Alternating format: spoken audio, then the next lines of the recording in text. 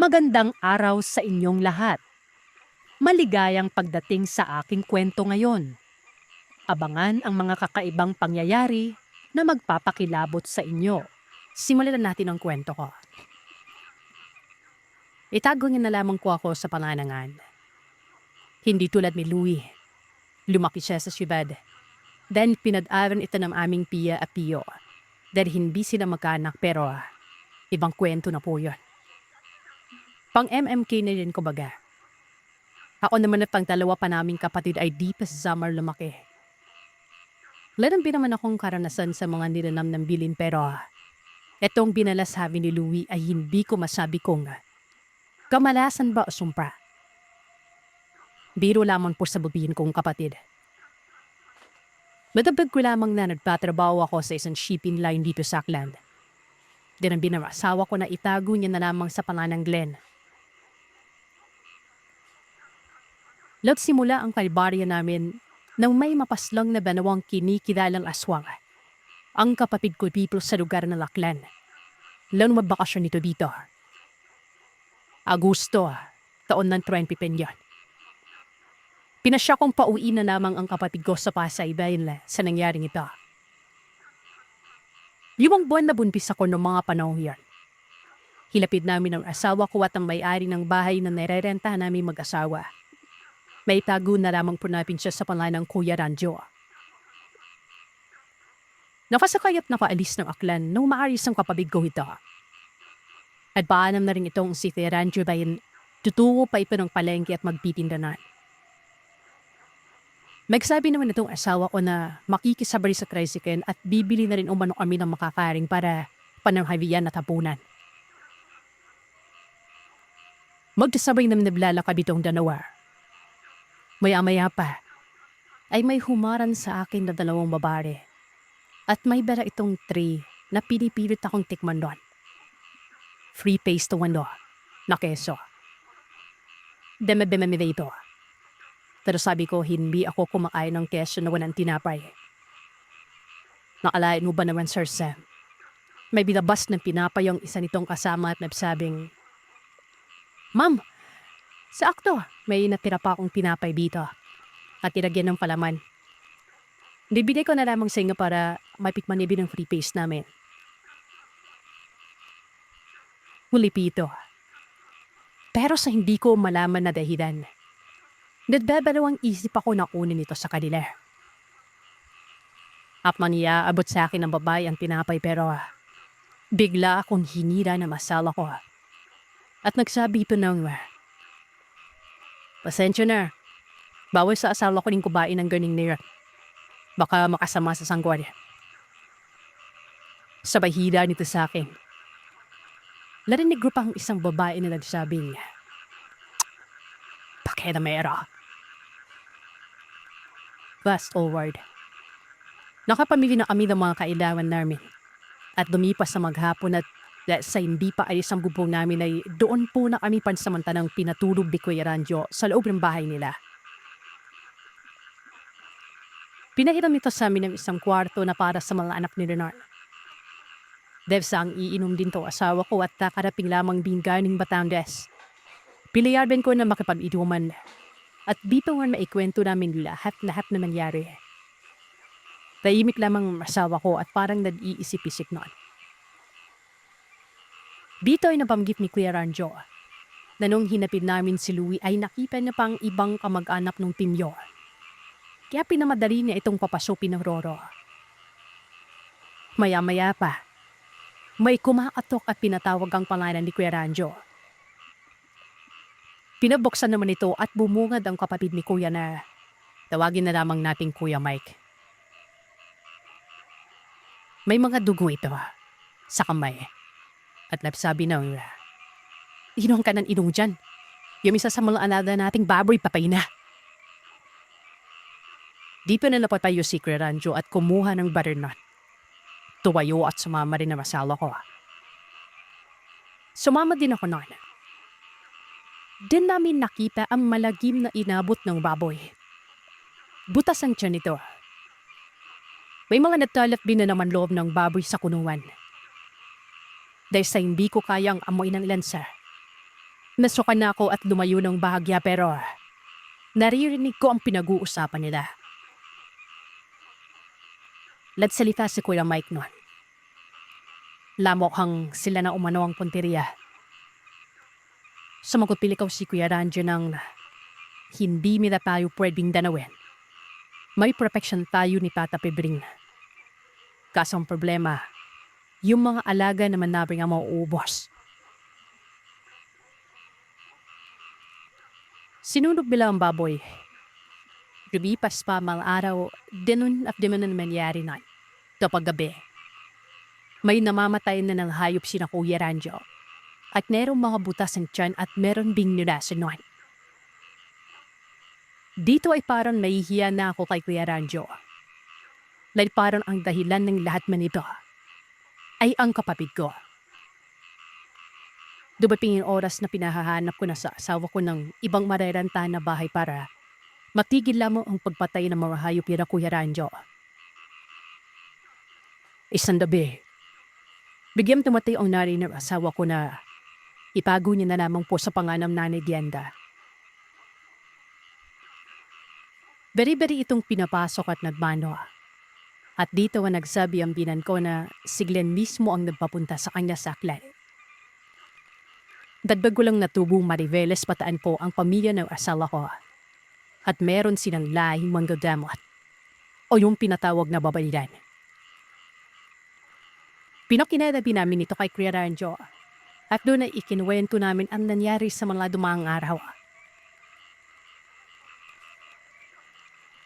Liwabas ito at nag-ikot-ikot sa buong lupain na nasasakupan nila Kuya Ranjo.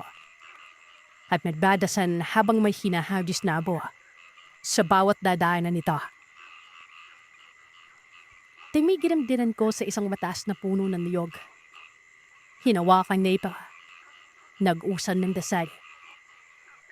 Maya-maya pa, may malaking ibon na palipad padayo pero parang may hinardis si Name Glenda sa ibon na ito at bumagsak ito sa lupa nun. Sa maniwala man tayo o sa hindi. Bigla na lamang itong nag-anyong tao nang bumagsak ito sa lupa. Sumisigaw ito ng, sino ka ba? At nakikialam ka. Paawalan mo ako. Irap-lairap yung boses nito. Di po pinanong ni Kuya Ranjo ang nilalam kung bakit ito nang gugulo sa lupay nila. Sumagot ito ng, uta si Tata Berping. Nagtanong muli sa kuya ng, bakit nila ginagawa yon? May proteksyon yung lugar ni Tata Pedring.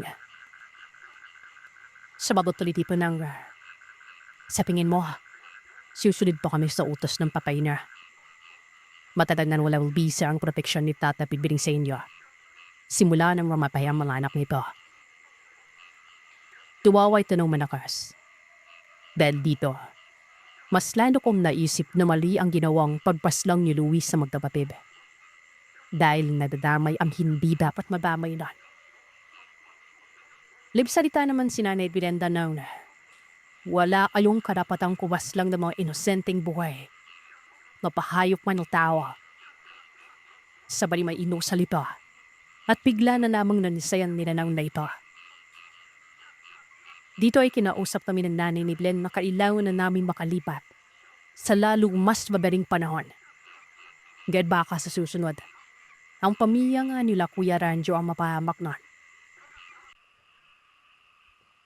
Kinabukasan, inausap namin si Kuya Ranjo na bigyan pa nga kami ng 3 araw para makahanap ng bagong malilipatang bahay. Pero tutuloy ka sa padalis namin. Kinausap ko ng binan ko at dito nga pinaliwanag nito ang mga posibleng mangyari pag hindi pa kami nakalis. Wala na itong nagawa. Pumayag na ito.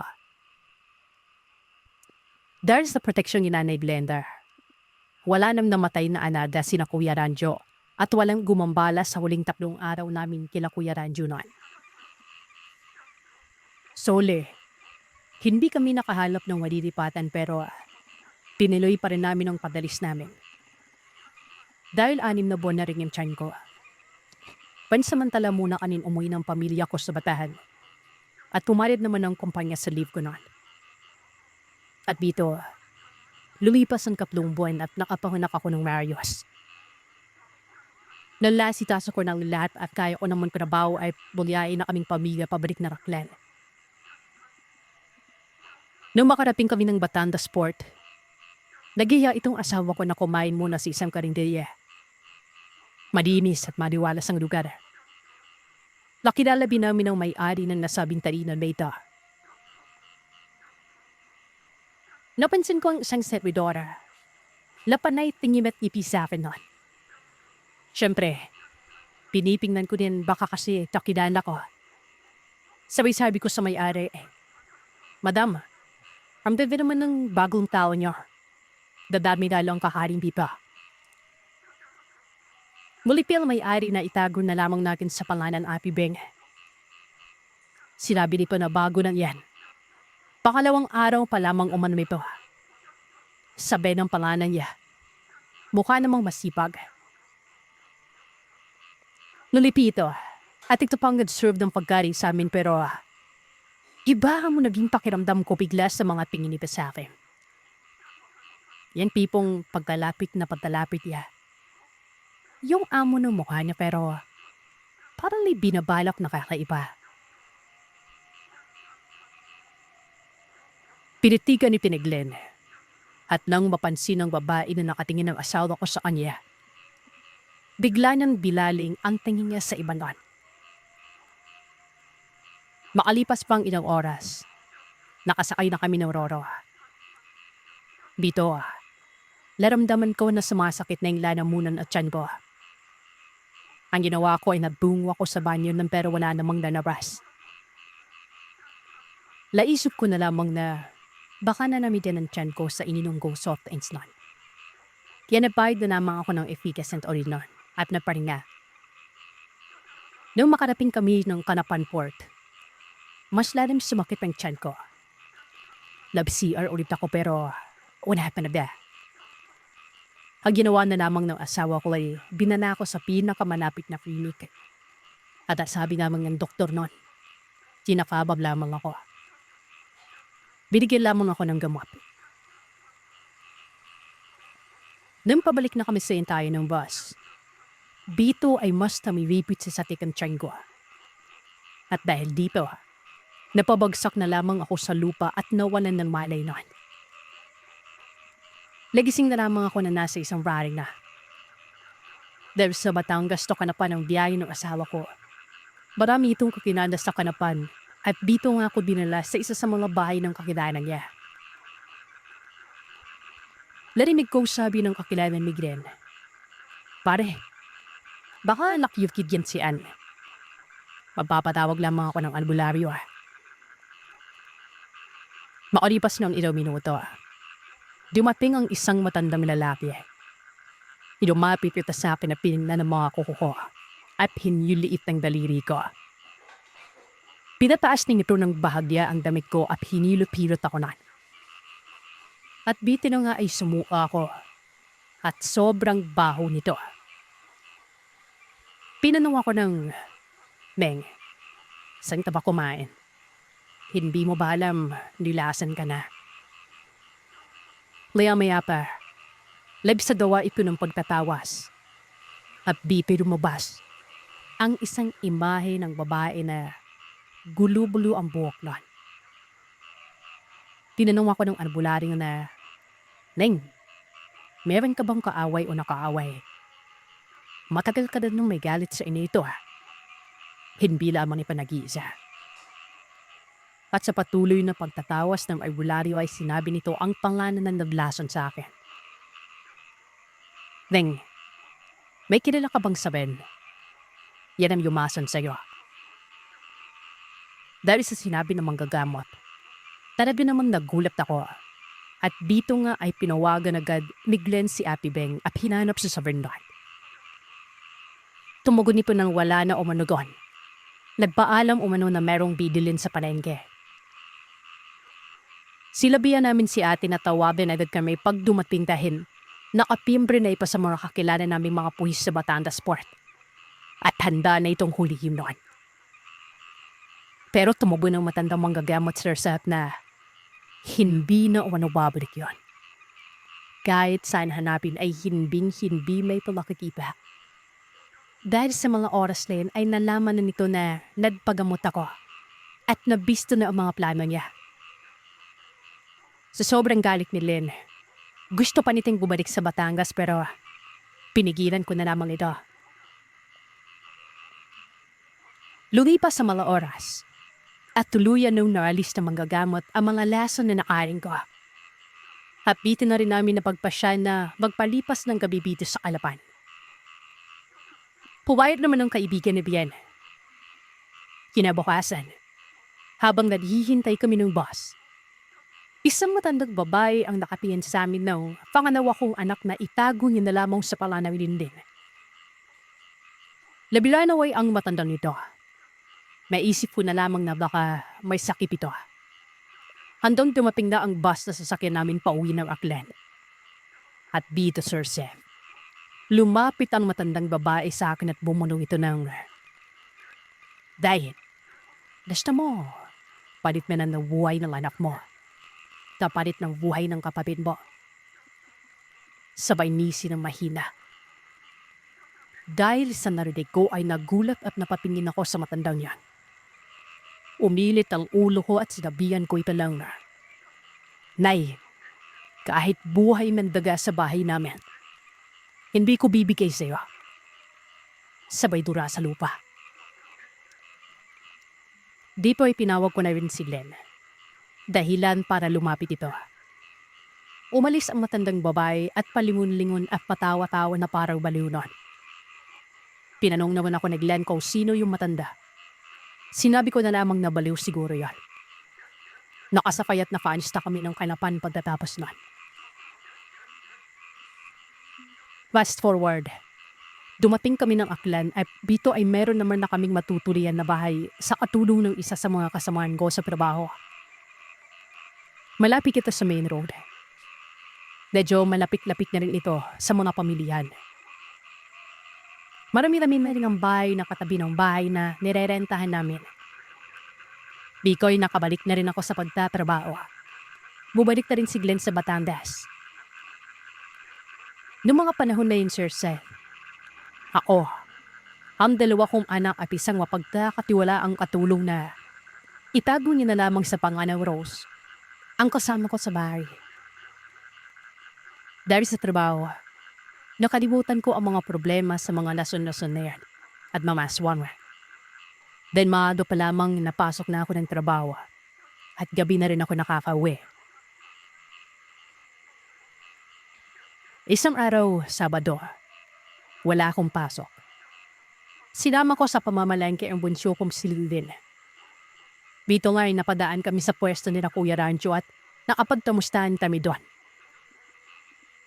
Napansin niya na simula nga ng umalis kami ay hindi na rin sila namatayan ng hayop. Pabiro ko naman na sinabi na, "Pasensya na panaga kuya, mukhang may banat sa plek yung kapatid ko." Sabay tawa nito. Pero sa kabila ng pagbibiro ko, pinayuhan pa rin ako nito na mag-iinap dahil may sanggun akong naiiwan sa bahay. Idagdag ko naman po si Rose ay manayong kamag-anak ni na Kuya Rancho. Sinabi ko naman kay Kuya na safe naman ang mga bata dahil nandun nga si Rose noon. At alam nito ang gagawin pag may ibang tao. Konting background naman po sa ugali nitong si Rose. Wala itong tiwala kahit kanino. Para kay Rose, tanam kong nakikinig na yun. Dumano ka dito sa bahay. Puro high school lang yung mga anaga mo. Balik tayo sa kwento. Pagkatapos naning magkwentuhan at nakapamili na rin ako ng mga kailangan, uuwi na sana ako noon. Nang may humarang sa akin na isang lalaki at isang babae. Tansya ko, nasa edad 30s pa namang ang mga ito. At dahil nga Sabado noon ay marami din tao sa palengke. Dito ay pilit akong sinisisik ng dalawa. At napapansin kong ang lalim ng hina ng mga ito. At yung tunog na sumisingot-singot.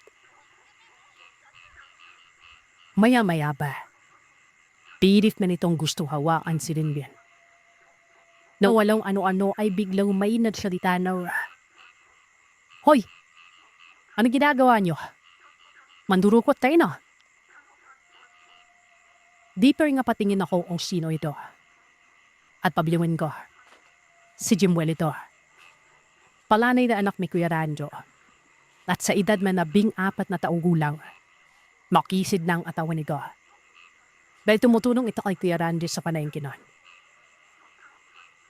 Biglang nagsalita ang babae nung, "Huwag kang makialam di pa bata.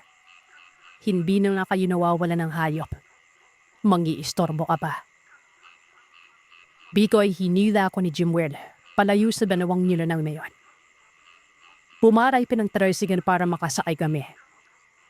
Nagpasalamat naman ako. Bago kami nakalisay na salita ang lalaki ng, "Balik na pala. Balik na naman gusto mo." Umis dito. Sinagawa ni Jimwell ang ganawa nung mga baliw. At dito ay naanana ko na naman ng bayo na matanda sa kanapan. Kinadabihan, pagkatapos magapunan ay nagpaanam sa lipitaw si Rose na may bibiling damang umano. Naiwan ako at ang mga bata sa bahay. Maya-maya pa, nakaramdam na ako ng parang sobrang init pero nakatutok naman sa amin ng electric fan. Di ko ay napasya ako maligo. At dahil tulog naman ang bunso ko at ang panganay kong itago niya na lamang po sa panganaw Arias. At lalaro ito ng kung ano-ano naman. Sa kalabipnaan ng pabiligo ko, meron akong narinig na isang malalim na paghiya. At kasabay nun ay ang mahinang pagsitsip. Binaniwala ko lamang ito. At maya-maya pa ay biglang mahikumalabog sa may buburan. At maririnig kong nagsisisigaw si Rose sa labas ng bahay. Nagsimula na rin umiyak si Lindy. Mabilis ako nagbi sa pinungo si Rose at pagsilip ko sa bintana. May binabatay pa sa taas ng bubuman. Dahil sa ginawa ni Rose ay naglabasan ng ibang kapitbahay namin. Kipan-kipa umano ni Rose ang isang malaking baboy na nasa itaas ng buburan. Dahil siguro, hindi lahat ng tao ay naniniwala sa aswang. Pinagtawanan na naman ito. Meron din namang naniwala. Ang iba ay nagtipit balikat na lamang. Pinapasok ko na itong si Rose sa loob at pinanong ko kung ano pa ba ang nakita niya. At tulad nga ng sabi ko, nagpaalam ito na lalabas muna siya para bumili. Pasintabi po sa mga kubakarin. Pero bulili ito ng palang na ilangan ng babae pag may buwan ng dalaw. Lampabalik na siya ng bahay. Malayo pa naman ito. Ay may nakikita na itong may gumaganaw sa ibas ng bubong. Inaaninag niya umano'y tanan. At nang tuluyan na siya nakalapit ay dito niya nakita ang isang malaking baboy na paikot-ikot sa bubungan ng bahay namin. Dahil sa may lahi si Rose na Aguilario na, alam niya o ano ang nakita niya. Dito nga ay pumulit ito ng bato at pinagbabato ang nilalang habang sumisigaw.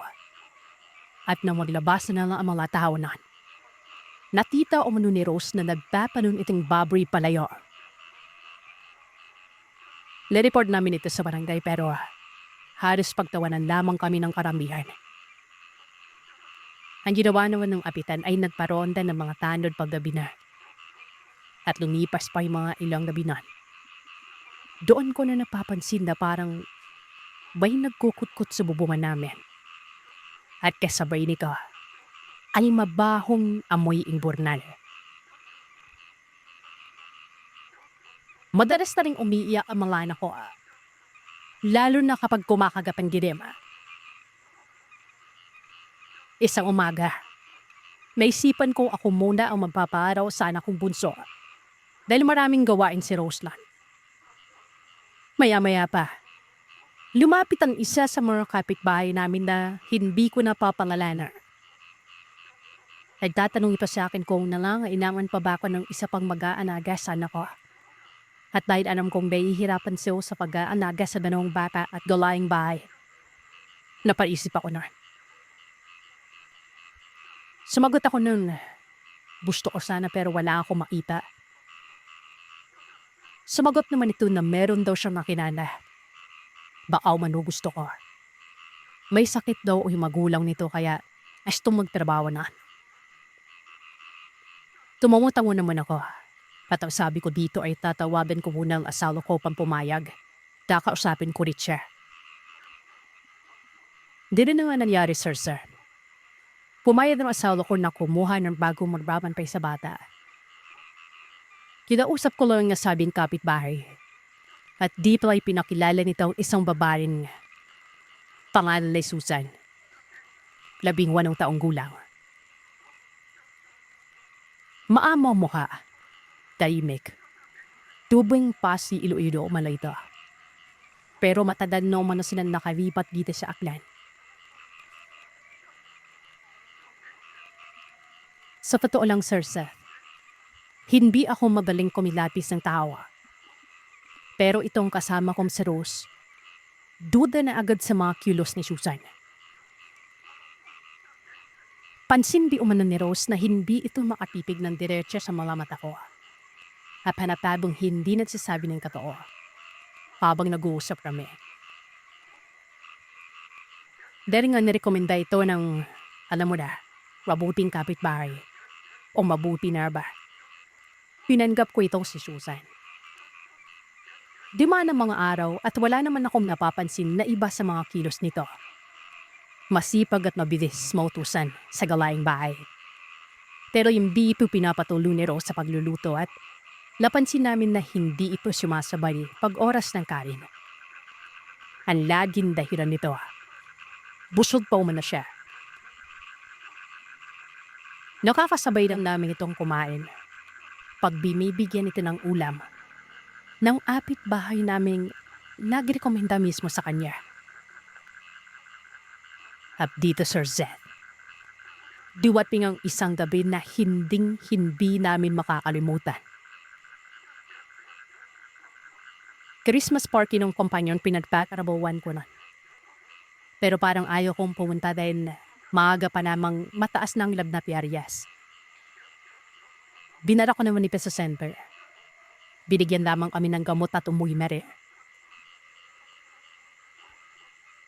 Pagkaraping sa bahay, sinabi naman ni Rose na, Happy, uuwi mo na ako para sunduin si Rolo. Baka kasi may bumapi lamang kay Arias kaya masama ang pakiramdam niyo. Itabo na lamang ko napin sa pangalan ni Rolo Birthin, ang lolo ni Rose noon. Isa itong manggagamot. Dito nga ipumayad na ko pero sabi ko, huwag masyadong magpapahapon. Dahil kailangan ko pang dumalo sa Christmas party ng kumpanya. Tumango naman ikaw at tumalis na. Dito ko napansin itong si Susan na panay singhot rin din. At patulo-tulo pang nanaway nun. Tinanong ko ito ng pabiro ng, Susan, baka maubos na yung amoy niya na kakasingot mo. Unipito. At sinabing niya, sarap-sarap. At ang bango-bango kasi ni Binbin, Ape. Sinabihan ko na namang ito na paliguan ng bata noon. Alas nas ng hapon, dumating si Rose pero wala si Lolo Binbin. Pinanong ko naman ito kung nasaan ang lolo niya. At tumubod naman ito ng, mamaya pa siya pupunta, Ate. May pinatapos lamang na trabaho. Lagdakan naman ako. Kasi alam ko, wala namang trabaho si Lolo Binbin. Pero nakita kong sumenya si kung huwag mainay nun. At dito ay nagtanong ako sa mahinang boses na, Bakit? Anong meron? Dito ay sinabi ni Rose na, ilang gabi na umano, napapansin ito na umaalis itong si Susan kapag gabi. Kapag tulog na kaming lahat, bumabalik lamang ito bago mag-anestas energy na umaga. Ibang nasa isip ko ng mga panahon na yun. Dahil uso kasi nakawan ng mga panahon yan. Naisip ko na baka kasabwat itong si Susan o kaya naman may pinupunta nitong nobyo. Sinabihan ko itong si Rose noon. Nadisingin ako kapag naulit pa ang pangyayaring yon. At dahil sa may susi naman ako ng pinto, bago ako umalis, sinabihan ko si Rose at Susan na isaradong mabuti ang pinto at bintala dahil maraming gumagalang magnanakaw ngayon. Tumango naman ng mga ito. Naunang pumasok itong si Susan. Dito ay sumenes naman ako kay Rose na tumawag sa akin kapag may problema na.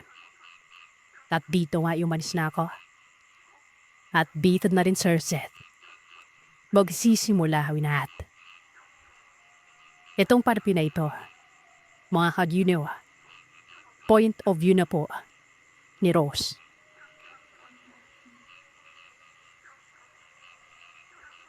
Matapos makadis ni Apian, hindi muna agad ako pumasok ng bahay. Kiluwa ko muna ang mga sinampay para tupiin ang mga ito. Maya-maya pa, narinig ko umiyak si Gandil. At dito ay minadali ko na ang pagkuha sa mga damit ng akmang papasok na ako. Nakita ko si Susan na binibilaan ng pusod binindinan. Ang ginawa ko ay patulak kong pinuksan ng pintuan. Dahilan, para gumawa ito ng malakas na hingay. Nakita kong nagulat si Susan at napabalikwasi ko ng tayo at kunyari ay inaayos ang hidaan. Maya-maya pa, pinakain ko na si Arias at sinabihan itong si Susan na padidihin na si Winbing. Matapos namin magkapunan ng anasyepi ng gabi, lumabas ulit ako para tingnan kung nandiyan na ang lolo ko pero wala pa ito. Idapo muna ako sa labas ng bahay noon para magpahangin. Walang ano-ano. Narinig ko naman na itong si Arias nang umiiyak. Dito ay tumayo na ako at pumasok pero bago ako pumasok ay nakaamoy naman ako ng sobrang bahonan. Amoy imbornal. Sobrang gansa nito. Pinawag ko si Susan para hanapin kung saan galing ang mabawang amoy pero parang hindi ako nito naririnig. Pinuntahan ko si Arias para kalunin. Pinawag ko ulit si Susan pero hindi pa rin sumasagot. Ilisip ko na baka tilog na nun. Hindi ko rin naman maririnig na umiiyak si Vinvin doon. Dahil nga sa baho ay inilabas ko muna si Arias. At nakalipas ang 10 minuto ay dumating naman si Lolo noon. Nagmanuwak-wak tinarda naman ni Lolo Bilifin si Arias noon. Sabi ko kay Lolo, pumasok na kami para matawas na si Arias nito. 3 hakbang na lamang para makapasok ng bahay noon. Nang biglang napatigil si Lolo at napamura. Sabi niya, "Yawa, aswan me, nay aswam." At sumenyas na huwag mainay noon. Tinanong ako ni Lolo kung anina ko pa ba na amoy yung amoy na mabaho na yan. Umuon naman ako. Binalik ni Lolo si Arias sa akin at binunot nito ang itak na daladana niya. Sinundan namin ang mabahong amoy at nanggagaling para ito mismo sa kwarto namin ni Susan. Mailat at dahan-dahang binuksan ni Lolo Bilifin ang tintuan niyan. At kitang-kita namin si Susan. Maitim ang balat nitong nagmamantika. Naglalaway at napakahaba ng bila nito na nakapatong kay Hinden. Lapasigaw agad ako. Sinunggaban naman adabito ni Lolo Bilifin at pinaghahataw ng itaknan. Dito ay nagising si Vinden at nag-iiyak na. Mabilis namang nakalabas ng kwarto itong si Susan at dito ay mabilisan kong kinuha si Vinden at binala ang 2 bata sa kwarto nina Apian at nilakwa agad ang pinto ng kwarto. Si Lola Bilfin naman ay hinabol palabas si Susan.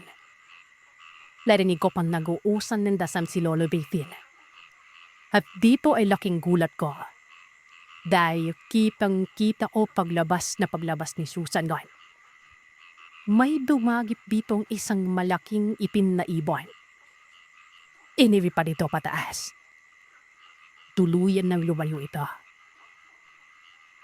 Dito ay narinig ko sabi ni Lola Bilfin na, "Yawa, dalawa pala yun."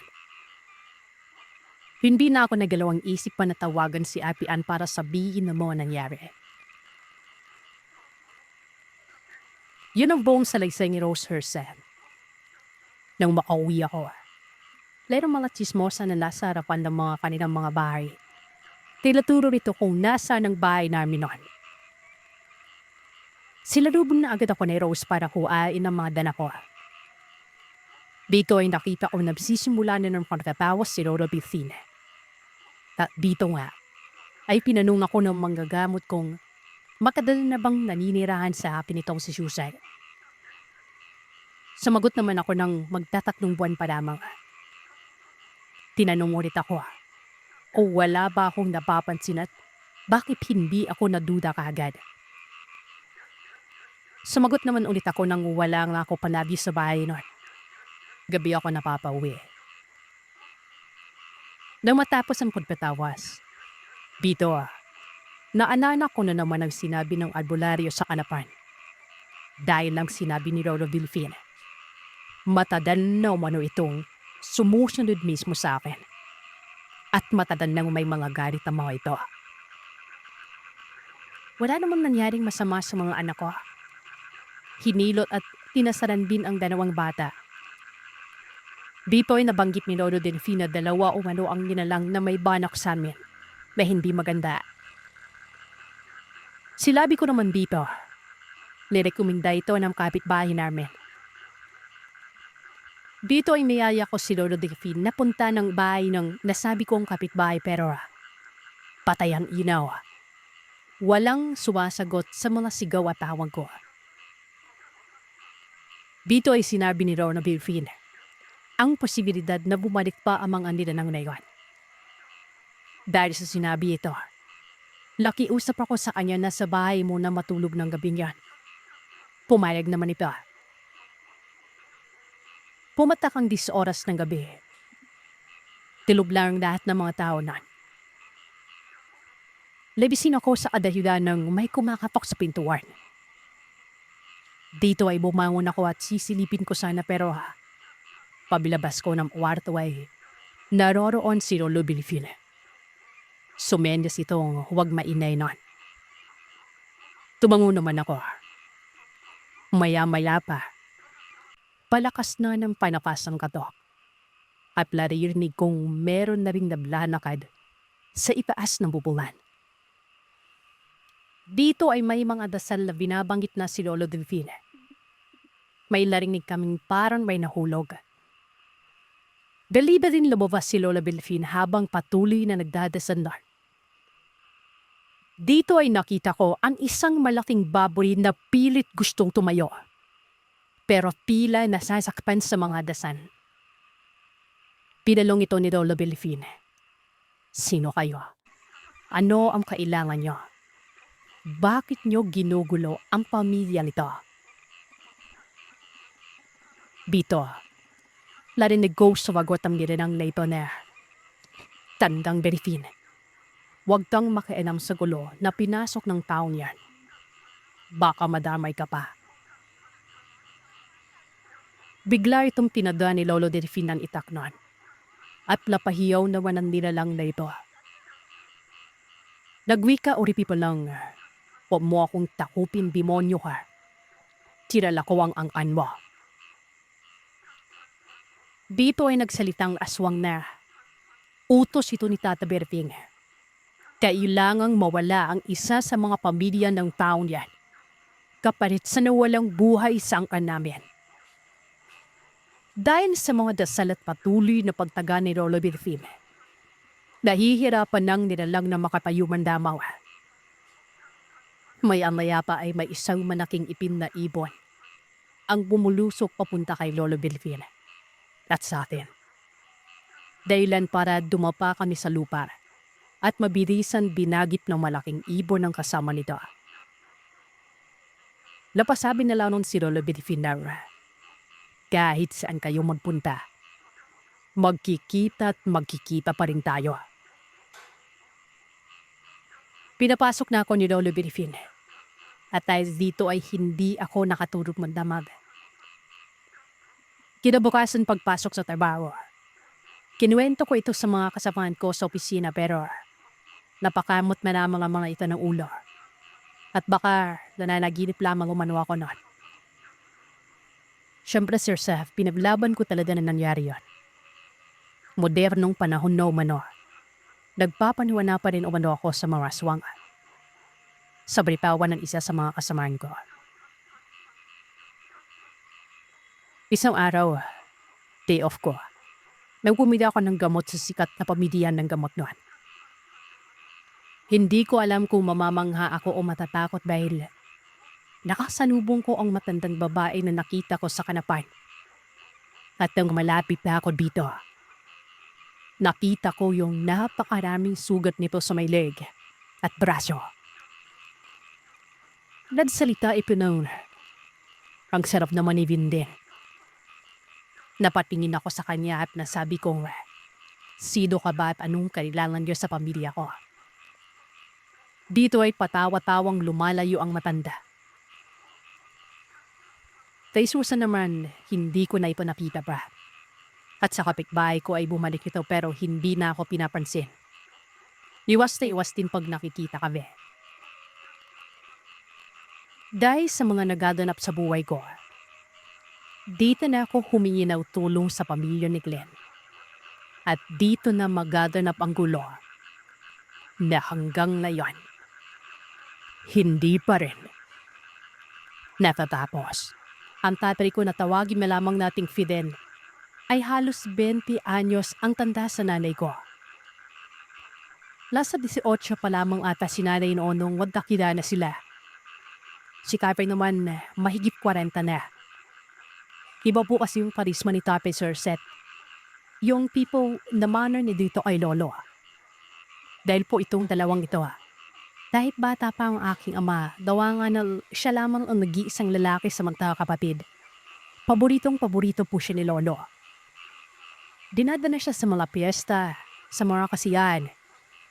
May mga panakasan pa na palaro at tumutugtog din silang dalawa. Magandang mga boses, moreno, at mamula-mula yung mga balet. Tapos ay napakapikas po pala na sila, sir. Dahil na sa ito dito pero ngayon, tuwid pa rin mabilaka dito. Hindi man talakasan tulad ng dati. Hindi mo talaga mahalap ang tinatawag na manlupa yung katawan niya. Biruan po namin palagi yun. So bali ang orihinal na pinanggagalingan ni Tatay noon ay sa isang lugar na bulubundukin.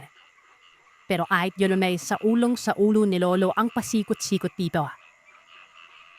May sasama niya naman sa tatay lalo na sa pangangaso pero magmula ng mauso mga tulisan o mga namumundok doon. Hindi na po galoon kasi nasama ng aking lolo si tatay pag umaakit siya ng bundok noon. Diin pa man, ayang kay Lolo kapag nakakasalubong daw siya ng mga namumundok. Mababait naman daw lalo na kapag alam ng mga ito na residente ang mga kalalakihan doon. Minsan ay bumababa pa ng bundok ang mga ito para mangidala, lalong-lalo na kapag may mga piyesta o kasiyahan.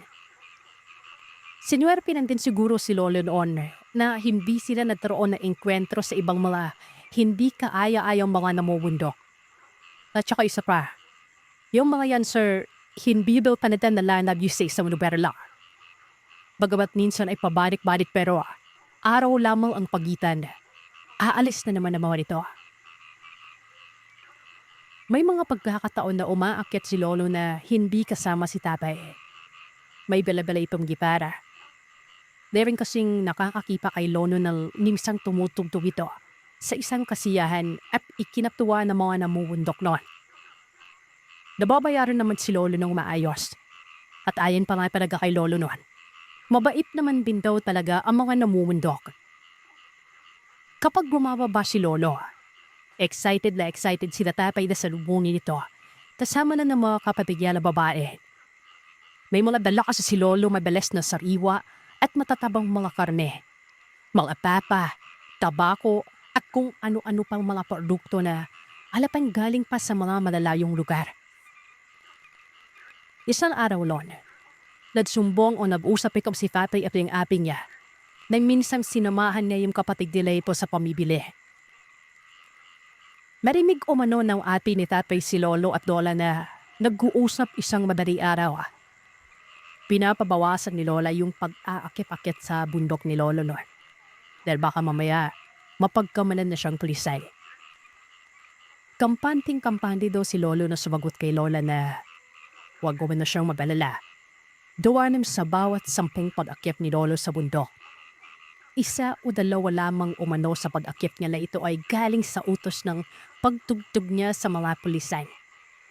Yun iba ay sa grupo ng mga misyonaryo na namumundok din na sa tuwing magagawi sa lugar nila Lolo ay siya ang hinahanap noon para magpatugtog sa kanila.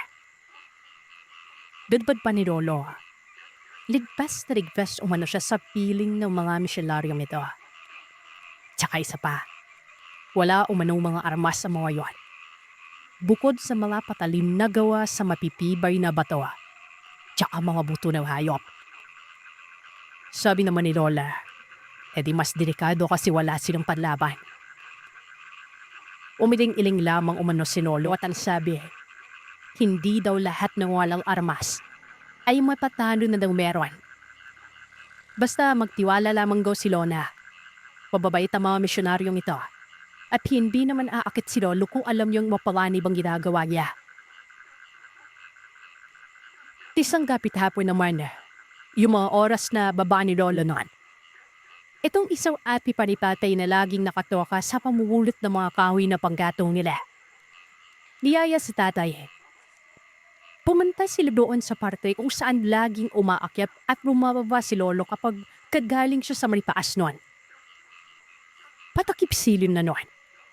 Matapos makapaghapunan ng maraga, nagpaalam na si Lolo Delfin. Dala-dala ang gitara dahil sa ininbita na naman siya ng kanyang mga kaibigang misyonaryo sa taas para tumugtog noon. Bale, umaga na naman yung uwi ni Lolo. Simandan nilang dalawang magkapatid si Lolo. Huninto daw si Loloon sa bababanda ng bundok na para bang may hinihintay. Pagkatapos noon, meron silang nakitang mga liwanag mula sa itaas ng bundok. At ika pa sir, napakabilis daw ng mga liwanag na yon. As in, parang gumugulo mula sa taas pababa.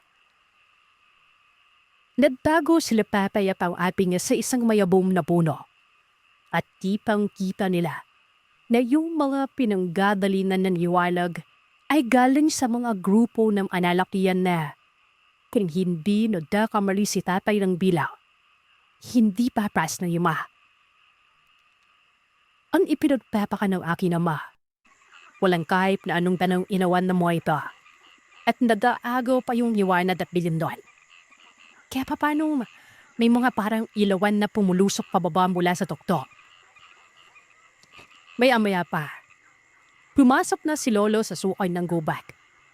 At magmula doon, ay nakita na naman nila yung mga baga mula doon pero mas mabagal na ito paakyat. Sumunod na araw, takang-taka sila tatay na pagkarating ni Lolo.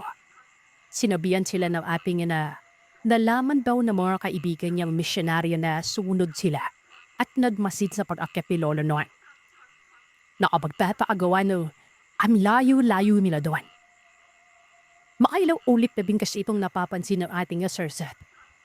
Nagkakataon kasi na kung minsan pauwi na siya, makikita niya si Lolo Delfin sa hindi kalayuan na titudon sa paakyatan ng bundok. Pagkatapos ay sunduin ng mga pabulos na nagbabagang ilaw noon. Nakasanayan maipon ni Lola. Tsaka yun nga, para doon po kapag bumababa si Lolo, galing doon ay napakaraming yung danang karlet. Lalong-lalo na kapag yung mga misyonaryo ang pinadanaw niya. Tsaka mas malada na yung produkto bilang kita kaysa sa pera.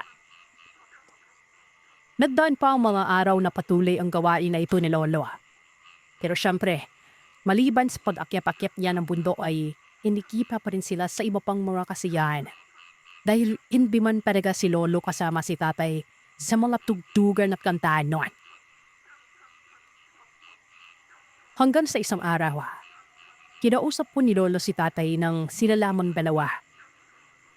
Bago magsalipa si Lolo, sinabihan niya si tatay na maaari ay itago ito sa kanyang ina dahil siguradong hindi yun papalab sa gusto niya.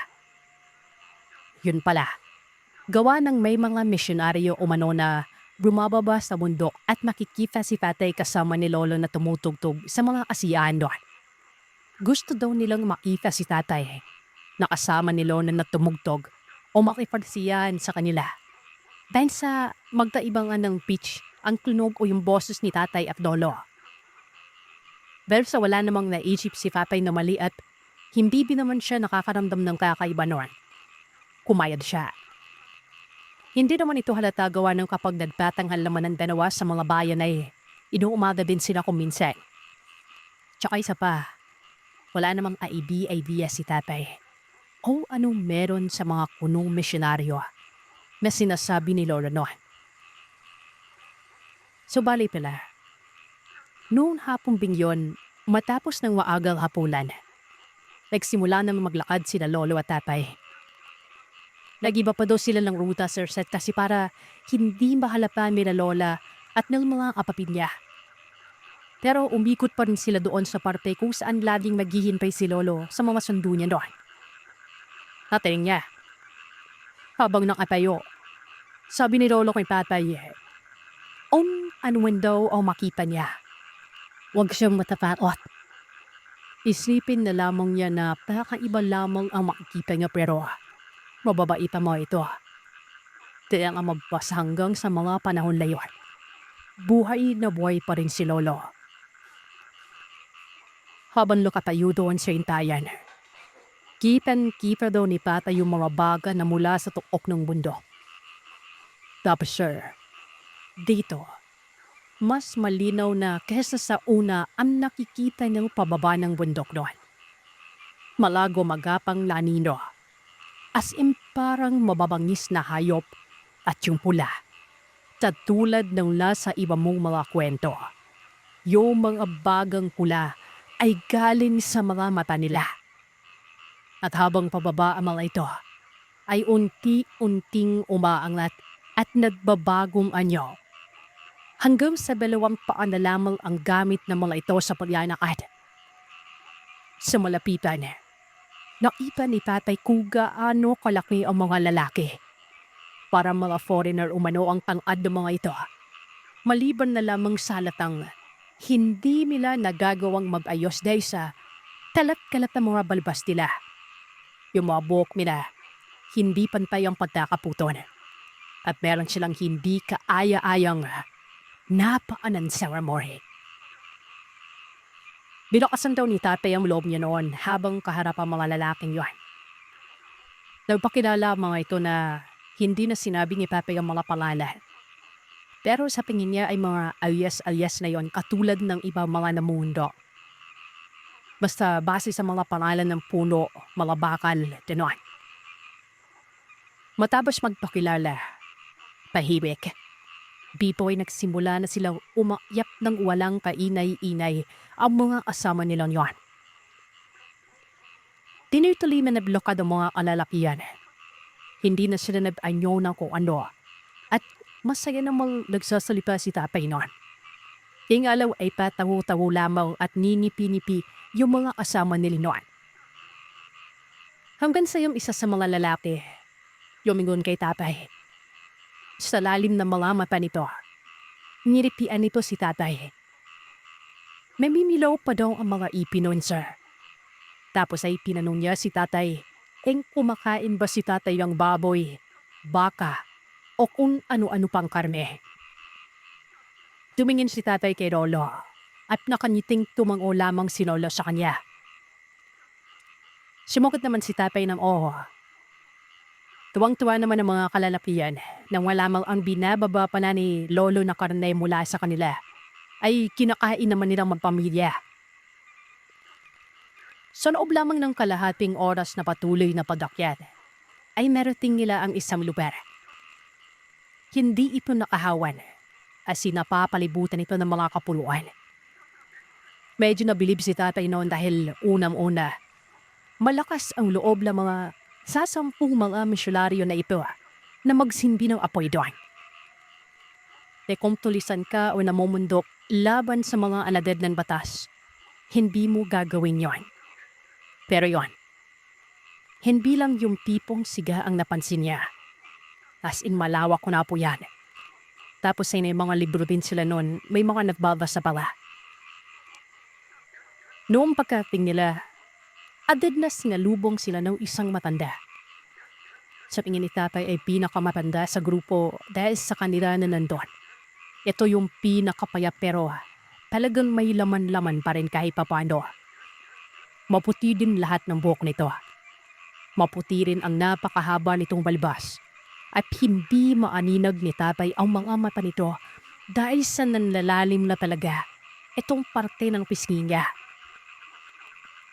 Nung lumapit ito, naninbig umano ang balahibo ni tatay sa boses niya. Malaki na napakakalim. Nanlambot ka na taing katawan ni tatay sa boses na yun. Di po ay na-realize ni tatay na mula pa na noong umakit sila. Ni hindi magsasalita na masyado ang mga sumabay sa kanila noon. Puro hansig na lamang ang mga ito at yung maiksing mga tanuan lang. Malalim na nipi lamang umano ang binigay ng lalaki dito kay tatay. Hinawakan niya po si tatay sa ulo at nangangamoy umano lansa ang kamay ng lalaking ito. Maya-maya pa, nagpatugtog na sila tatay. Dito nalaman ni tatay na maliban kay lolo, meron din sa mga misyonaryo na ito na tumutugtog. Kumaga nakikijam kay tatay noon. Buo at magaganda rin umano talaga ang mga boses sa pagkanta ng mga ito. Pero may mga pagkakataon na nagpapaturo sila kinatatay ng mga kung ano-ano mga liriko, mga chords at kung paano yung pipa ng mga gitara. So aradit na ng tugtugan. Saglit na napigilan si tatay sa tulal ng kung ano mga hayop sa hindi kalayuan. Yung unang tunog ng atuwar, alam niya pa. Alam niya unga ng baka yan. Pero yung atungal na sumasabay sa unga ay parang galing sa asong umaanyoy na. Pas pinalaki pa umano ang boses. Mabilis na binunuhan ni lolo si tatay na huwag mo nang pakinggan yon anak. Tilay tayo sa pagtugtog. Baka lipas lamang ang ilang minuto.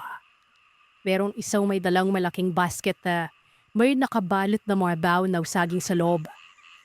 Ipinatong ito sa harap nila lolo na. Yung lalaki na may buhat, halata yung kalsik at bahid ng dugo sa katawan. Partikular na sa magtabilang kamay ito. At ang hindi maapin ni tatay ay yung ibang namumuong dugo sa may bandang bibig at pisngi niya. At uyang-uya pa ipa sa harap nila. Dito na sila napahinto at sinabi ni lolo na kumuha na daw sila ni tatay na karne na lulutuin. Tinanong ni tatay si lolo na napakarami naman ito. Lahat daw pa to kakainin nilang lahat na nandun. Sagot ni lolo, kaya kainin nila. Pero ukuha sila lolo ng karning lulutuin lamang nila para sa kanilang dalawa. At nang panungin ni papi si lolo kung paano naman yung iba. Isang basta kumuha na ng para sa atin. Ang naisagot ni lolo noon. Di po ay bagli dadling lumapit ang pinakamatanda sa grupo. At sinabi kay lolo na, matanong pa na yung anak mo no. Hindi bale. Ikwento mo na lamang sa kanya ang mga gusto niyong malaman. Pagkababa niyo. Halos buong gabi daw talagang napahimik si papay noon. Kasi pakiramdam niya, saan niya nakatitig lahat ng kalalakihan doon. Samantalang itong si Lolo ay nakipaghalubilo at nakipag-inuman pa sa mga misyonaryo. Dahil na rin siguro sa mga panahon na yun ay para doon na naid pa yung batas ng mga matatanda na hindi ka basta-basta makikisaw-saw sa usapan. Kaya paladang walang imik si tatay noon. Pero may pagkakataon daw na naririnig niyang pinupuli siya ng mga misyonaryo dahil sa mas buo din ang boses niya kaysa kay Lolo. Matapos maluto ni Lolo ang ulam nila, kumain daw silang mag-ama ng napakarami noon. Lanik na daw para kay pahatayon sa tulad din ng dukhala, halos araw-araw ay kamote lamang ang ulam. Ang ipinagpata kanya Sir Chef, nung magsimula ng magtainan ang mga misyonaryo, nagtanya kanya silang kuha ng hilaw na karne doon sa malaking basket. Pagkatapos ay hindi man lumayo sa apoy, nakatalikod ang mga ito sa liwanag. Napapatigil si tatay sa pagkain kapag naririnig niya yung malalasab na mawayon. Nadaig pa yung mga gutom na asula. Tinakadat ang mga naman yoob na kahit na alam ng tatay ko na hilaw, ay gusto niya na lamang paniwanain ang sarili na sana ay hamunado ang mawayon. Sana pinausukan o pinakuluan man lamang ang mga ito. At ang mga mata ng mga ito, nagliliwanag sa binim. At bawat kagat nila sa hawak-hawak minaw mga laman, hingal na hingal, hayok na hayok, naku si tatay pa ang mag-iisip, naku sakaling siya ang kadapin.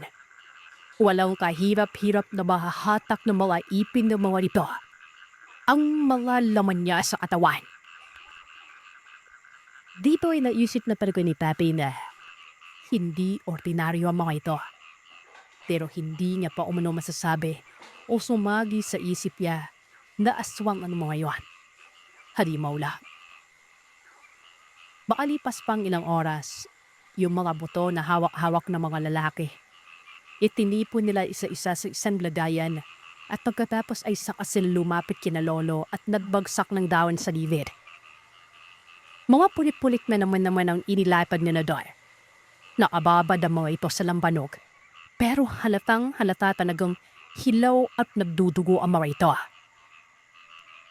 Silaw na naman na tatay, may kanila ding sinupbang karne.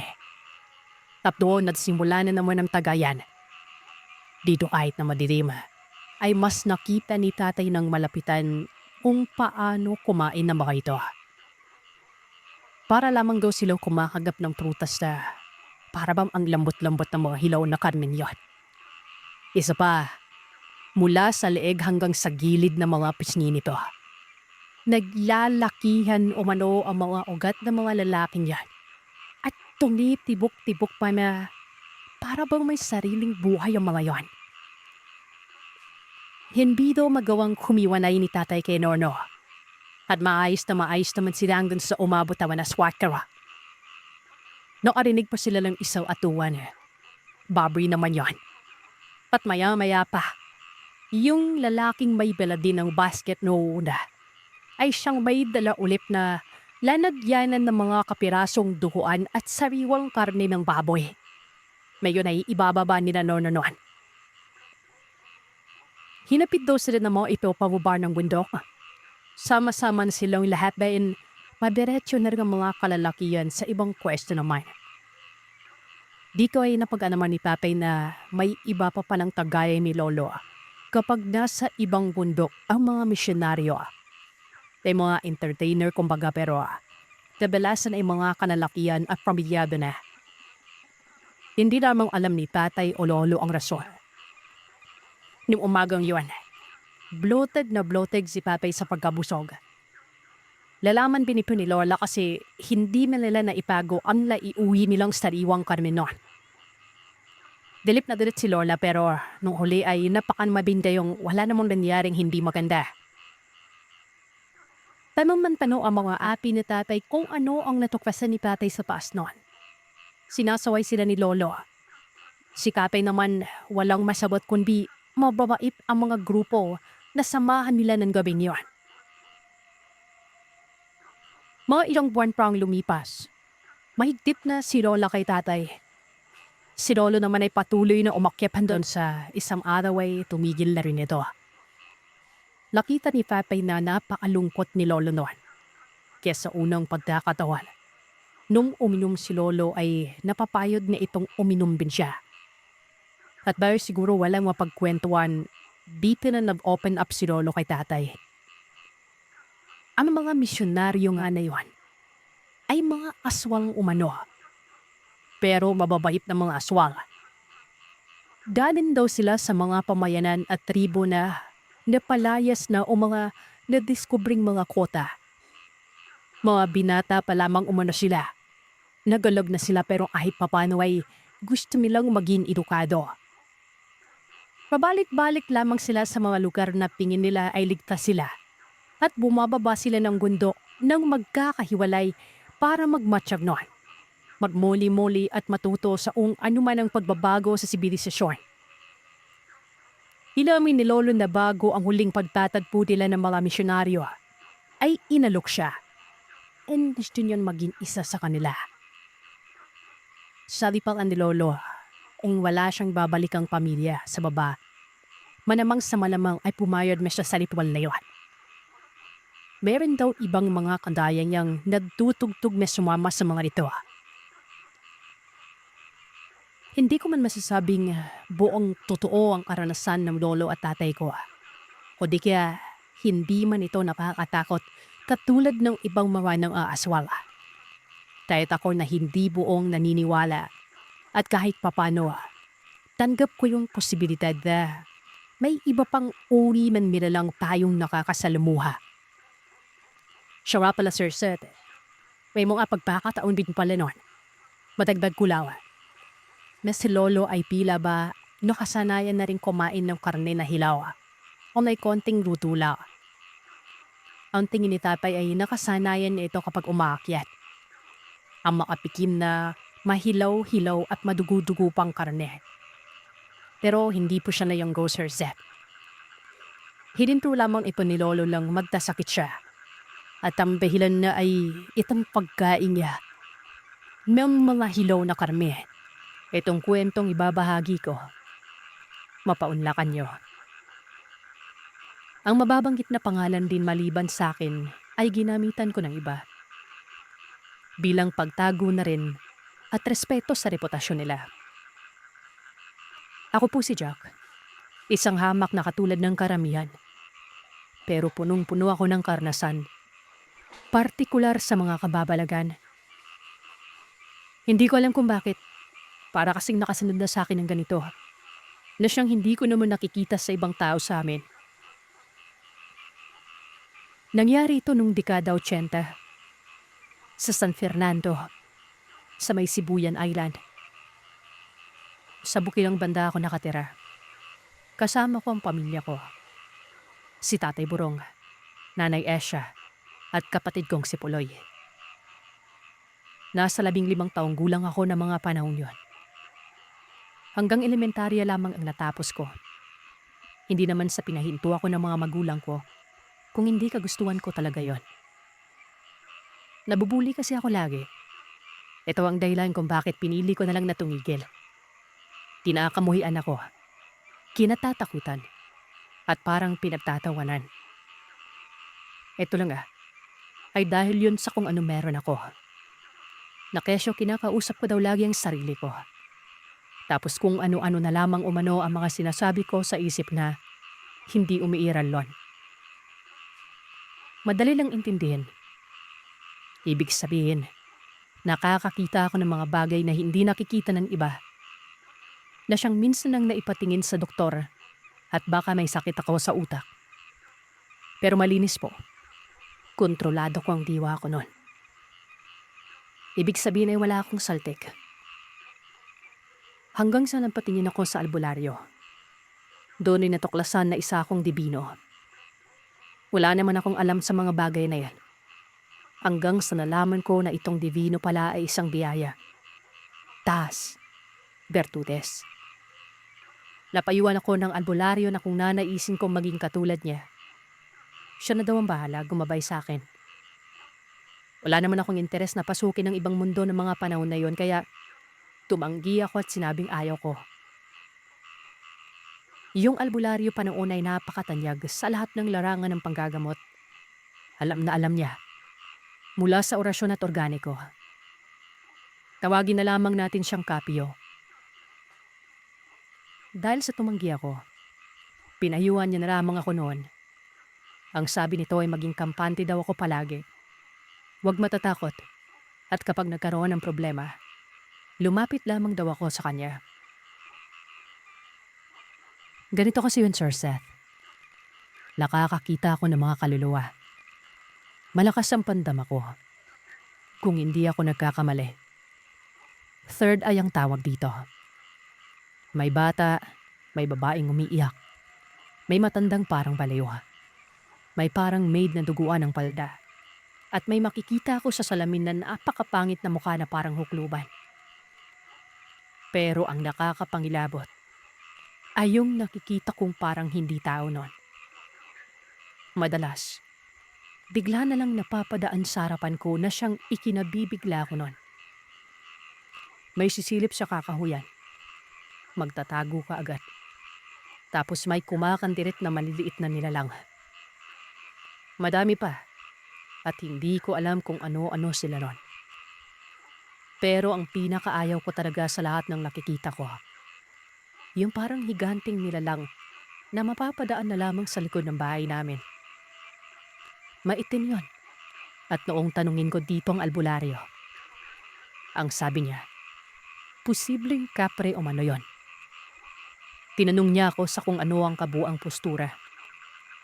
Sabi ko ay yung ulo parang ulo ng dambuhalang kabayo. Doon napailing si Kapyo. Ang sabi niya sa akin ay wag ko daw pagmamasdan ito sa oras na makita ko. Dahil isa daw yun sa pinakadelikadong nilalang. Hindi yan kapre. Isa umano yung tikbalang. Ayaw na ayaw umano ng nilalang na yon na tinititigan sa mga mata. Masungit at kaagad ng babati sa oras na manggagambala umano. At kapag hindi daw ito nakontento, pinapatay niya ang nakagambala sa kanya. Pero ang sabi naman niya, kapag ito daw ay naging kaibigan, paniguradong buong proteksyon daw ang ibibigay nito. Maliban pa dyan, ang tikbalang daw ang isa sa may pinakamalakas na tangan na binibigay sa tao. Marami pang sinabi sa akin si Kapyo. Lahat ng detalye at mga abiso. Ang hindi ko lang inaasahan nun, na bukod sa elemento, may iba pa akong matutuklasan. At ito ang naging problema ko nun. Malalaman nyo sa kabuuan ng kwento. Pansamantalang nagpahinga kami noon sa pagtatanim. Tag-init. At talagang mahaba ang tag-init na yon. Ang pinagkakabala ng pamilya ko ay ang pananagat. May bangka ang tatay ko doon sa sentro. Libangan niya lang sana ang pananagat para pang ulam at kung may sasobra ibebenta. Pero naging hanap buhay na namin. Pamamaso lang po ng pusit nun.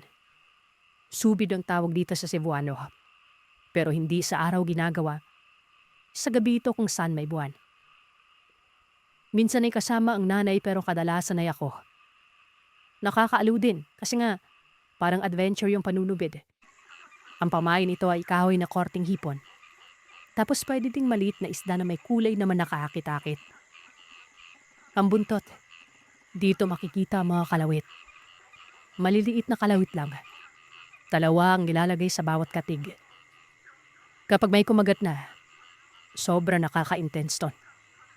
Basta, gusto ko ang gawain na yon.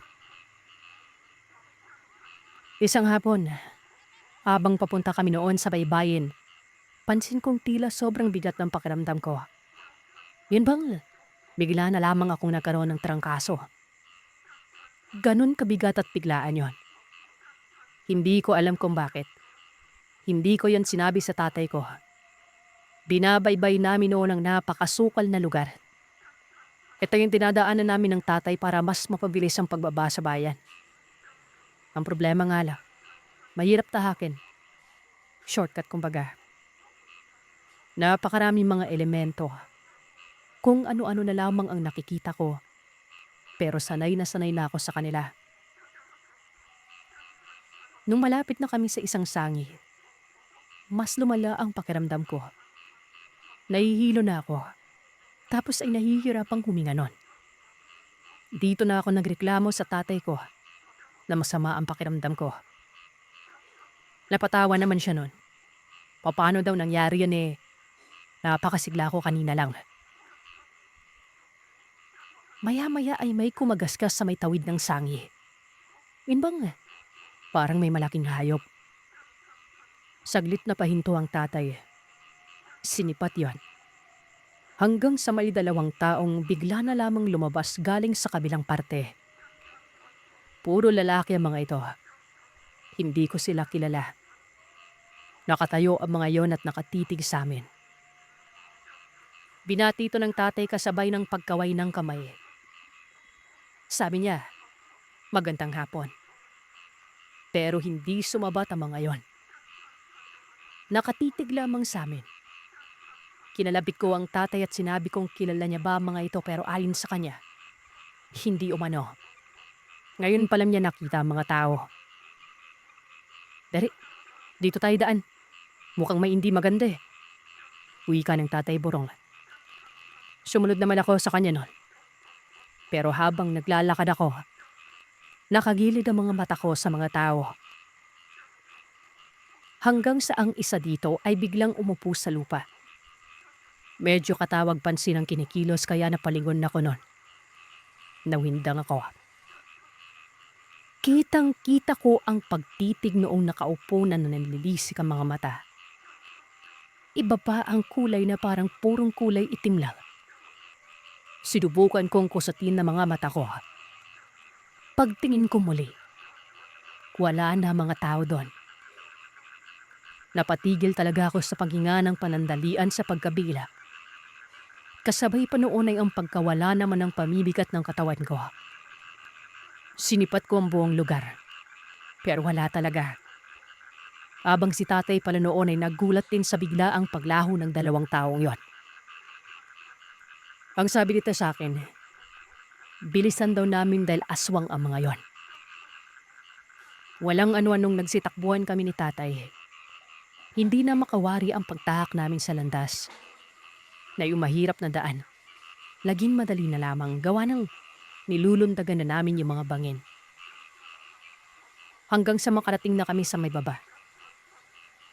Dito, bumubungad ang napakalawak ng taniman ng mais. Nakakaararo pa lamang. May mga panakanakang bahay din. Ang ilan sa mga ito ay may usok.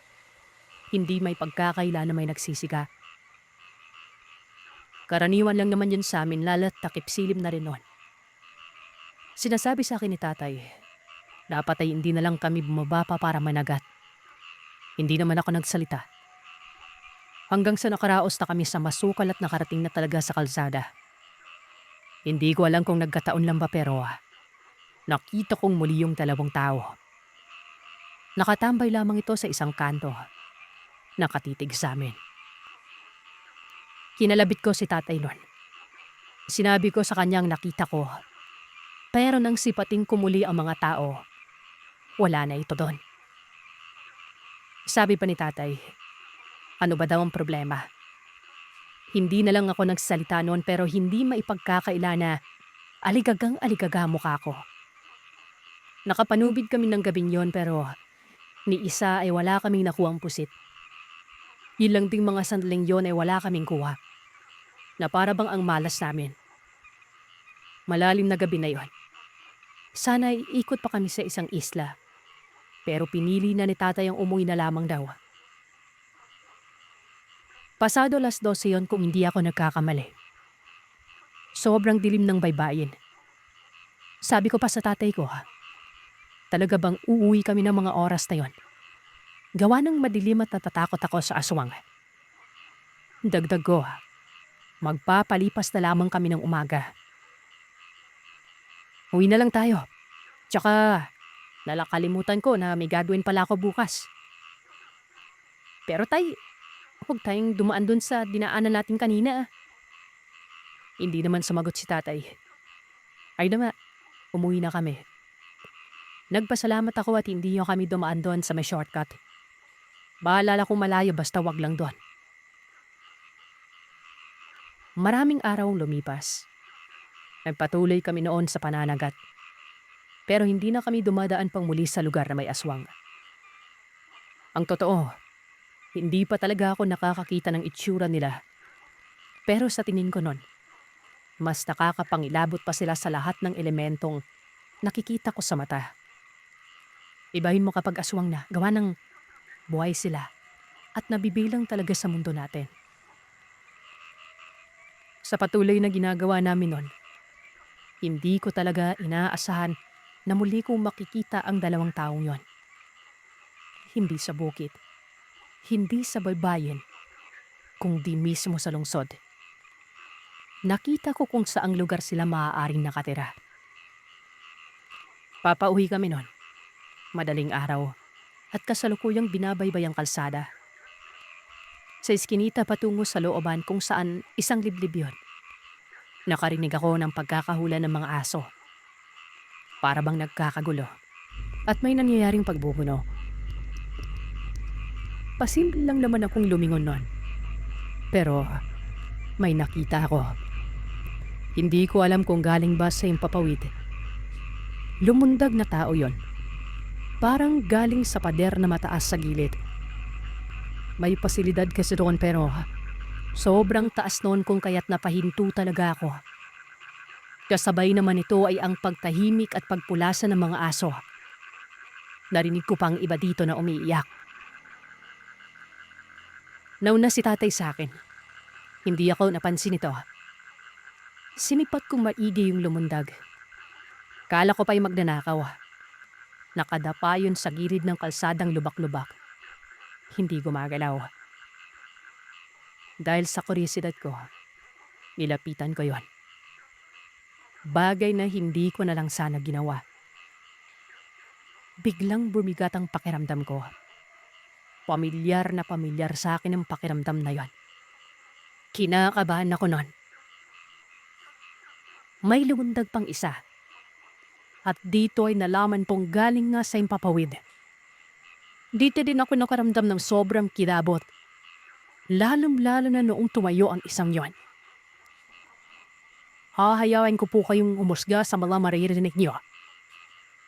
Medyo malayo ng konpi at napipiya po, alam ko ang mga nakikita ko noon. Alam niyo ang nakita ko, Sir Zet?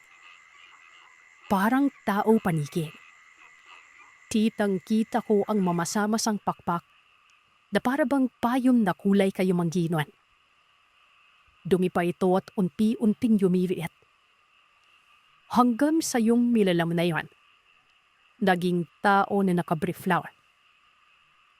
Yung isa naman, din ang binam nakita ko. Mabilis ako noong nagtumo sa isang kamalig. Napatago ako ron at baka makita ko ng mga yon. Hindi ko na alam kung nasaan na si tatay. Nakatipid lamang ako sa dalawa. Nagpapagpagpamala ito ng katawan. Tapos ay pumasok sa may kakahuyan. Pagkalabas na mala ito, may mga suot ng damit. Tapos nablakad ang mga ito sa iskinita leon. At patungo ito sa kinaroroonan ko. Para bang mapapanawan ako ng panininon. Sobrang sama na pala ng pakiramdam ko, maliban sa paninirabak na yun. Hindi ako gumalaw. Pero hindi ito naging dahilan para hindi nila ako makita. Para bang nagulat pa. At ito na. Ito na yung kalawang nakita namin ni tatay sa may bandaw amin. Nakatipig silang dalawa ng pagkasama-sama nun. Nagkasikuhan pa mala ito. Larimig ko pong nagsalita ang isa. Ayon dito ay papatayin daw ako. Lalapit sana yon. Mabuti na lamang at dumating si tatay. Tinawag ako nito na siya namang dahilan para mahinto ang mga yon at nagkunwari. Dali-dali akong tumakbo. Walang lingon-lingon. At nang manapitan ko ang takay ay sinabihan ko pa agad na may nakita ko mga aswang. Tinuro ko ito pero sa maniwala man kayo o sa hindi. Wala na doon ang dalawang lalaki. Napapailing si tatay. Wala naman daw siyang napikipan nun. Pero giniip ko noon na nasilayan ko talaga ng anyo na parang paniki. Naniwala naman sa akin si tatay. Kasi nga alam niyang matalas na nadang pandama paningin ko nun. Dagdag ko pa. Sila yung nakita namin sa may shortcut. Maliban pa dyan ay sinabi ko ang papatayin sana ako nun. Mabuti at tumating si tatay. Ano? Ganun ba? Diyos mio. Bakit mapakasi nilapitan? Alam mo ba kung gaano kabirikado yung aswang? Dapat hinayaan mamanan eh. Hindi ako nakapagsalita nun. Abang papauwi ka niya ipaulit-ulit kong naririnig ang sermon ni tatay. Nakakabingi na pero hindi ako nagre-reklamo at sumasagot. Tama naman kasi siya. Pero kasalanan ko ba kung may malakas talaga akong pandama? Kung wala ito eh. Natural. Hindi ko mapapansin yon. Makalipas ang ilang araw. Gabi-gabi nung may nagpaparamdam sa lugar namin. Sa paligid pala din ng bahay. Hindi paramdam na mawala mang lupa at kaluluwa. Kung hindi aswang na literal. Alam ko yun. Kasi nga, bumibigat talaga ang pakiramdam ko sa katawan. Hindi ko alam kung bakit may ganong reaksyon ako. Samantalang sila Pepe at Nalay. Maging ang kapatid ko ay wala naman. Ating gabi pa nangyayari. Nagigising ako noon dahil nga sa nararamdaman ko. Ang kaganapang yun ay kinatago ko naman sa sarili ko. Wala anamang pamilya o na may aswang sa paligid nun. Gusto kong sabihin pero natatakot ako na baka magkagulo. Kaya ang ginagawa ko, nagiging bantay talaga ako. At sa kabutihang palad ay wala namang lumanabas sa aming sa manalim na dabiyon. Hanggang sa isang pagkakataon. Ito si Patay ay naimbitahan ng kanyang kumpare. Karawan ng anak nito. Bali ang kumparing niyang yon ay ninong ko. Siyempre, malakas uminom ang tatay kaya alam namin na malaning na gabi na ito ko uuwi. Wala lang yun sa akin. Kasi nga nakalimutan ko kasi noon ang banta. Pero noong lumalim na ang gabi, muli kong naramdaman ang presensya ng aswang doon. At doon ko na naisip si tatay. Sobrang nag-alala ako noon at balisang-balisa. Hindi ako napapakali. Si tatay ay tanong ng tanong sa akin kung ano ba daw ang nangyayari. Sabi ko sa kanya, hindi pa umuwi si tatay. Baka may mangyari dito. Yun lang ang dinahilan ko para magsimpatya si nanay noon ng pag-aalala. Oo nga no, pero kilala mo naman yung tatay mo. Huwag ka namang manakot tsaka. Uuwi yon, matulog ka na lang. Tumamulang ako noon. Nung natulog na si nanay, dito lumakas ang kumpiyansa ko. Naging desperado ako bigla. Yun bang tumapang? Wala na eh. Talagang sobrang nababahala na ako nun kay tatay. Siguro, swing yun ang sobrang pagkatakot at napalitan ng tapang. Imposibleng walang gawin ng mga ito. Lalo na nang narinig ko sa kanila. Napapatayin ako, di ba? Kaya ang ginawa ko, kumuha ako ng itak. Dalawa yon. Sa kaliwat ka ng bewang nakasukbit ang mga patalim. Pagkatapos ay nagsuot ako ng makapal na damit. Lumabas ako ng bahay. Sinisipat ko ang lugar. Pinapakiramdaman ko kung saang direksyon naroroon ang nilalang. Nasa ibaba ako ng beranda. Kahit pa man na parang nabiyayaan ako ng tapang ng mga panahon na yon. Kumakabog pa rin ang dibdib ko.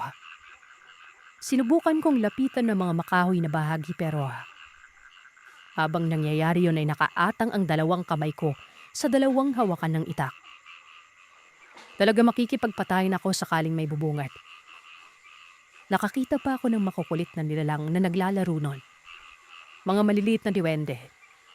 Tapos may nakabungad na kung anong impakto sa may bakuran. Hindi ko naman pinapansin ang mga ito. Hindi naman nananakit ang mga yon. Hanggang sa makarinig ako noon ng pagpagpag. Yun bang, Tila malaking ibon na biglang lumipad. Pero lumipat lamang ng pwesto. Nagkakaalugan pa ang mga dahon ng saging at puno ng tamaan ng hangin. Wala nang ibang pumapasok sa isipan ko noon, kundi yung mga aswang na nakita ko. Sinubukan kong hamunin. Sumigaw ako pero pahagaw-haw yon. Sabi ko, lumabas sa mga ito at huwag magtatago sa dilim. Pero sa mga puntong yon, papasok ako ng papasok doon sa masukal. Dama ko ang pagdampi ng malamig na hangin sa balat ko na siyang nagpapatayo ng balahibo ko sa buong katawan. Bumibigat palalo noon ang presensya. Sobrang bantot pa, na para bang may sandamakmak na kambing sa lugar. Maya-maya pa, nakarinig ako ng tunog. Bago pa lang sa akin yon, pero nakakapangilabot.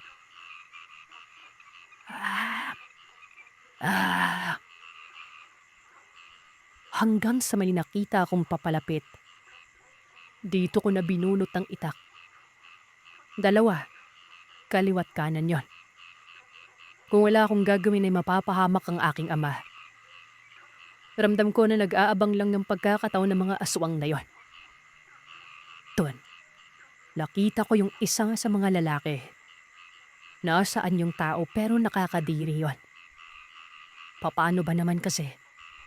Nakabrief lang yon. Nalilistik ang mga mata. Sabi ko, kapag may ginawa ito ay papatayin ko siya. Pero ngumiti lamang yun at hindi nagsasalita. Umatras ako, pero hindi ko inaalis ang tingin ko sa kanya. Hanggang sa mapadako na ako sa espasyo. Doon nanlaki ang mga mata ko. Dahil doon sa bubungan namin, nakita ko yung isang aswang. Nakapagtataka lang kung naroroon sa itaas ng bayang isa. Bakit hindi man lang namin napansin na para bang sobrang gaan nun? Nakadapa pa yun habang nakatitig sa akin. Lumundod sa lupa ang isa lang, hindi man lang tumunog ang bubungan. Kabilaan na silang dalawa.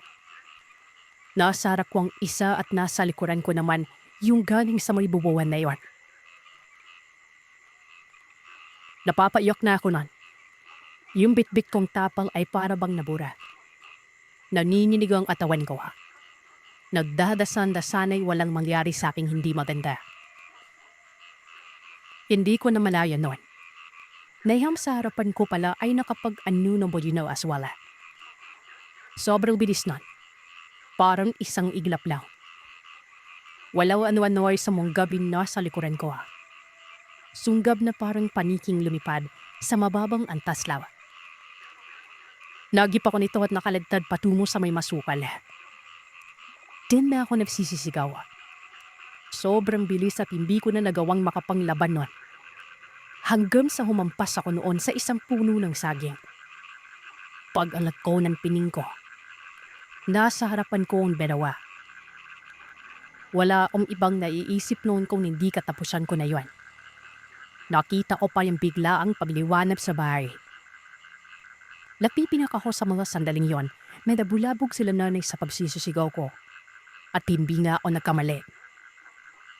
Ilang segundo na lang naririnig ko ng pagtawag ni nanay. Hindi ko alam kung bakit hindi ko na magawang makadalaw matapos lumamba doon sa puno ng saging. Sa alam ko, hindi ako napilayan dahil wala namang masakit sa katawan ko. Sinusubukan kong sumigaw pero hindi ako nakakapagsalita. Walang boses na lumalabas sa bibig ko. Napapaisip ako na maaaring may ginawa sa akin ng mga nilalang na yon. Manigas ako nun. Habang iyong binawa ay nakatipig pa rin sa akin at tira ba nagpatalo ang mga ito. Nagkakapalaan sila. Walang ano-ano ay biglang tumungaw sa akin ng isa sa mga yon.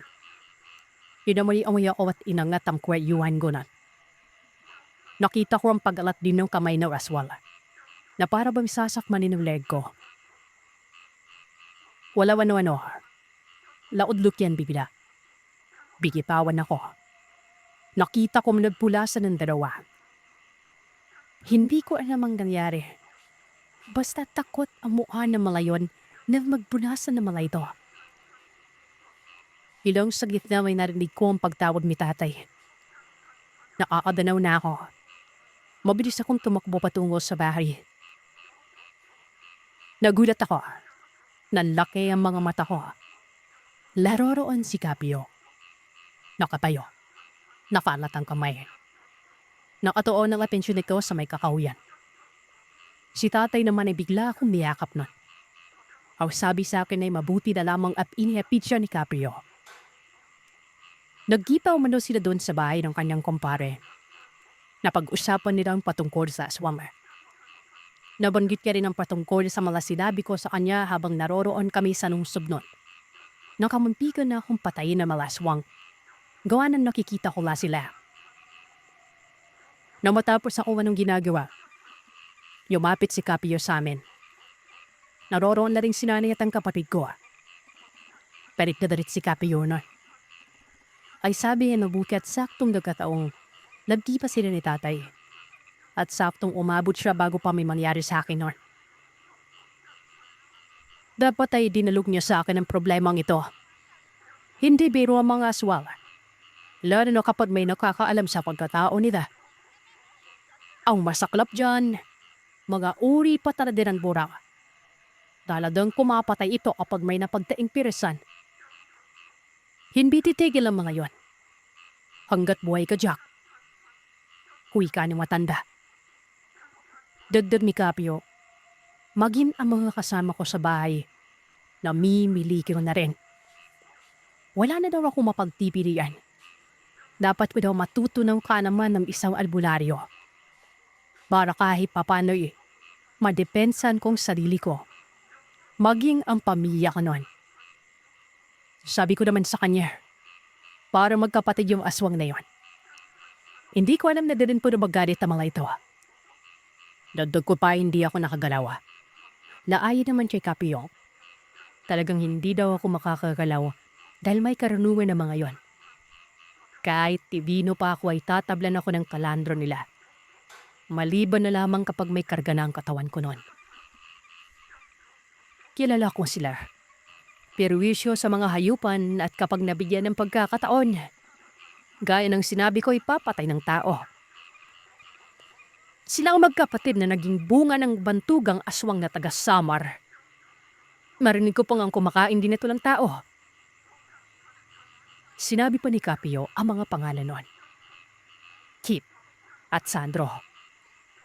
Sa lalong madaling panahon, dapat ko manong matuto ng mga ituturo niya sa akin. Ay naman kay tatay, kung yun naman o ang ikabubuti, wala siyang paghadlang dito. Ano pa nga ba magagawa ko? Wala na talaga akong mapagpipilian pa. Yung buhay na gusto ko sana katulad ng normal na tao. Magiging taliwas ng lahat nun. Ay na nga, kinabukasan din nun, pumalik si Capio. Ang dami niyang ginawa. Para ba akong iniihaw nun kasi nga, pinapausukan ako. May mga sinasabi pa itong mga katagang kakaiba. Aminado akong habang nagsasangbit siya ng mga kataga. Nagtatayuan ang balahibo ko sa katawan nang hindi ko alam. Parang may gumagapang sa kaugatan ko nun. Yung tipong namamanhid, tapos ang init ng hininga ko. Kasalukuyan kami nung nasa beranda. Sila nanay at tatay, maging ang kapatid kong si Puloy ay naroroon din nun. Nakikita ko sa mga mukha nilang pag-aalala sa akin. Umiiyak pa si nanay nun. Buong araw yon. Pagsapit ng gabi, hindi naman umuwi si Capio. Hindi pa daw kasi natatapos ang sinasudawa niya. Wala pa akong pangsandata umano. Kailangan niya daw manatili para bantayan kami nun. Dahil babalik at babalik yung mga aswang at hahanap ng pagkakataon para patayin ng alinman sa amin. O posible pang kaming buong pamilya. Hinding-hindi ko nalilimutan yon. Habang nasa loob kami ng bahay, nasa labas si Capio at nakaupo nun. May sinasabi, Para bang kinakausap niyang kanyang sarili. Sobrang weirdo gawa ng habang nagsasambit siya noon ay binabali-bali niya ang kanyang leeg. Tapos inaangat ang kamay at sisigaw ng mabilis ang mga kataga. Basta ang naiintindihan ko doon yung Psst! Psst! Ave Dios Maria! Sancti! Cruz Dios e salva! Tapos may mga parang lingwaheng insik na kasunod na nun. Pamaba ito, Sir Seth. Kombinasyong pamaba. Ito mga nasabi kong kataga ay huwag kayong mag-alala. Proteksyon yan para sa masasama. Kumaga pang tamboy. May mga orasyon ay pinagbabawal sangbitin lalo na mga tigalpo. Talandro, palipad hangin. Mga 3 araw na ata yon sa pinagagagawa sa akin ni Capio. Maliban sa pagbabantay, nangangamoy surot na nga ako noon. Hindi ako pinapaliguan. Huwag daw ako maliligo hanggat sa hindi pa siya natatapos. Iritang-irita na ako sa sarili ko. Ang masaklap pa, tag-init at talagang nanglilimahid ako sa pawis noon. Umabot yan ng 1 linggo. Bago pa nito sinabing may karga na raw ako. Siyempre, napatalong ako noon kung ano ang karga-kargang yan. Sabi niya, dasal umano. Ipinakain niya sa katawan ko. Proteksyon yun pero kailangan kong pagtibayin ito. Umabot ng 1 linggo at doon pa ako tinuruan ng mga karunungan niya. Akala ko'y madali lang. Pagkahirap-hirap pala. Para akong nakadroga palagi. May mga ipinapagawa siya sa akin noon. Pagdarasal. Tapos magdamagan yon. Na para bang aswang na rin ako. Sa gabi gising at sa araw tulog. Pero habang nangyayari yon ay patuloy naman sa pagsubaybay ang aswang sa amin gabi-gabi. Nasubukan pa nga ni Capio. Pero ayon sa kanya ay sobrang lalakas sumano. Mabilis at ang ilap. Kaya hindi niya mahuli-huli. Maliban na lamang umano kapag ako na ang kumilos sa oras na may sapat na akong kaalaman. Gawa ng isa nga daw akong dibino. Alam nyo, nung nagkaroon na ako ng mga dasal na karunungan, yung mga elementong nakikita ko sa paligid ng bahay, nawala na lang bigla. Yung mga makukulit na duwende, yung pangit na kaluluwa. Basta, maraming nawala. Maliban na lang sa malaki at tambuhalang halimaw na tinatawag na tigbawan o tikbalang. Nakikita ko kasi yun tapos tingin ko, napapansin niya ako. Dati etsapuera lang pero sumasaglit na yun ang hinto tapos titingnan ako nun. Siyempre yumuyuko ako kaagad. Kung gaano ka nakakapanglabot tumitig ang mga nakikita ko, mas malalang tikbalang. Parang kakainin ako ng buhay. Hanggang sa marami na talaga akong natutunan nun. Naging bukas na rin ako sa mas malalim pa na kaalaman. Yung tipong, hindi ko na halos mapagtanto na totoo pala talagang lahat. Isang umaga nun, napayuhan ako ni Capio na subukin ng mga aswang. Kaya ko na daw, pero dapat ay mag-ingat ako. Dapat sa araw kong titirahin ang mga ito at huwag sa gabi nun. Pupuntahan ko sa kanila? Oh, ganun nga. Puntahan mo. Malalaman mo naman kung saan nakatira kasi nga may malakas kang pakiramdam. Kung gaano kalakas ang pakiramdam ng aswang, mas sigip ka pa doon. Teka, parang diglaan naman po. Ano naman gagawin ko sa oras na matagpuan ko na? Tanong ko noon. Napangisi si Capio. Tumingin sa langit. Ilang saglit lang ay nagsalita ito habang tumatango. Sasamahan niya raw ako. Bibigyan niya raw ako ng halimbawa. Pero ang halimbawang yon ay hindi gaano kalakas. Siya ko noong gagawa. Pero kapag ako ang gumawa na noon, mas malakas ang epekto. Parang mabaliw-baliw ako sa kakaisip sa bawat pamumunto ni Capio. Tumango ako tapos nagtanong kung kailan. Doon niya sinabi sa akin na 3 araw daw mula sa mga sandaling yon. Sa loob ng 3 araw, Hindi siya magbabantay sa bahay namin. Hahayaan niyang ang aswang sa kung anong gagawin nito. Huwag lamang umano kaming lumabas.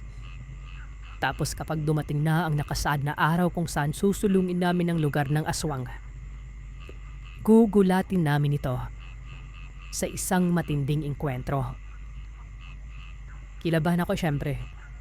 Parang lumalabas kasing isang digmaan yon. Wala si Kapio sa amin ng 3 araw. Kami noong pamilya ay nakikiramdam lang. Pero habang nangyayari yon ay nagdadasal ako lagi. Dasal na kung saan ito ang mga itinuro sa akin ni Kapio. Sumisilip ako noon sa bintana. Nakikita ko sila. Nasa magkakaibang direksyon. Yung mas malaki ng konti ang katawan ay si Kitata yon. Ayon yun sa pagpapaliwanag sa akin ni Kapio. Yung medyo patpati na mano-mano ay si Sandro. Nasaan yung tao lamang sila pero nakakarimarimang postura. Si Sandro, siya lang ang may suot na brief. Habang si Kit naman, wala talagang tabon sa katawan. Kala mo kung gaano kalaki yung mga para naman mga holin na tinubuan ng leeg. Napakaangas pa. Yun yung sumakal sa akin. Nanggigigil ako pero pinipigilan ko lamang ang sarili ko noon. Alinsunod na lamang ako sa mga sinabi ni Kapio. Hanggang sa dumating na ang nakatakdang araw. Umaga pa lamang ay bumugad na si Kapio. Kaswal lamang ang suot na parang ermitanyo. Nakabandada ang kaliwang kamay. May nakaipit na bagay na parang tangkay na kulay itim. Ako naman noon ay papungas-pungas pa dahil kakagising ko lang.